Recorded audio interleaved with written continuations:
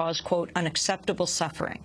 His visit followed the release of a statement by the quartet of the U.S., Russia, European Union and UN calling for an end to Israeli settlement activity and the establishment of an independent Palestinian state within the next 2 years.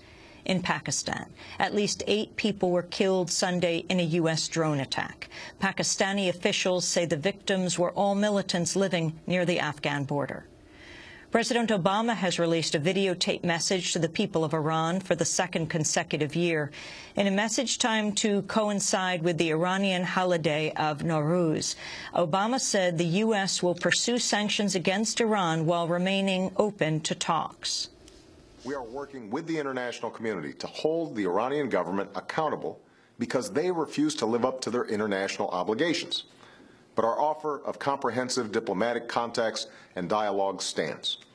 Indeed, over the course of the last year, it is the Iranian government that has chosen to isolate itself and to choose a self-defeating focus on the past over a commitment to build a better future. Obama also criticized the Iranian government's violent crackdown on opposition activists following disputed elections last June. In response, Iran's ruling cleric, Ayatollah Ali Khamenei, dismissed Obama's claim to seek peace and accused the U.S. of trying to cause a civil war in Iran. In El Salvador, hundreds of people gathered in the capital San Salvador Saturday to mark this week's 30th anniversary of the killing of Catholic Archbishop Oscar Arnulfo Romero.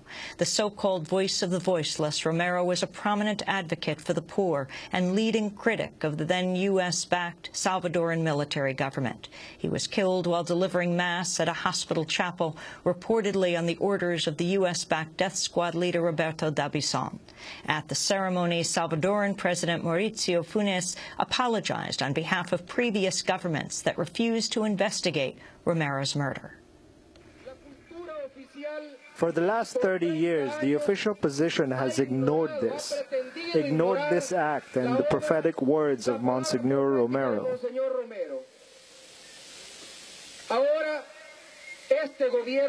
Now, this government, under my presidency, is amending this historical error and publicly recognizing the legacy of Monsignor Romero. As the government of the public, the government needed to support this national effort. Back in Washington, the Senate Banking Committee begins debate today on a financial regulation measure unveiled by Senator Christopher Dodd last week.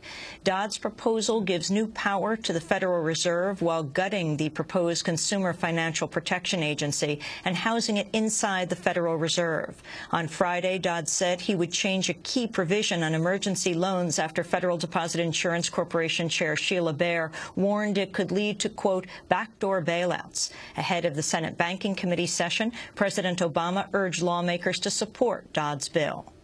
The fact is, it's now been well over a year since the near collapse of the entire financial system, a crisis that helped wipe out more than 8 million jobs and that continues to exact a terrible toll throughout our economy.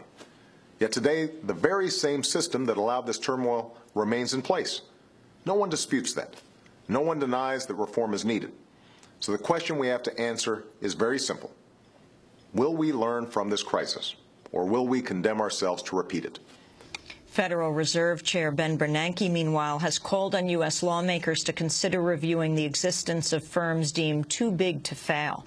In a speech to the Independent Community Bankers of America, Bernanke said, quote, it is unconscionable that the fate of the world economy should be so closely tied to the fortunes of a relatively small number of giant financial firms. An award-winning Palestinian journalist is being prevented from entering the United States to deliver a series of lectures next month. Mohammed Omer had applied for a visa through the U.S. consulate, but organizers of Omer's lecture tour say the application has been put on extended hold, leaving him indefinitely barred from the U.S. without explanation.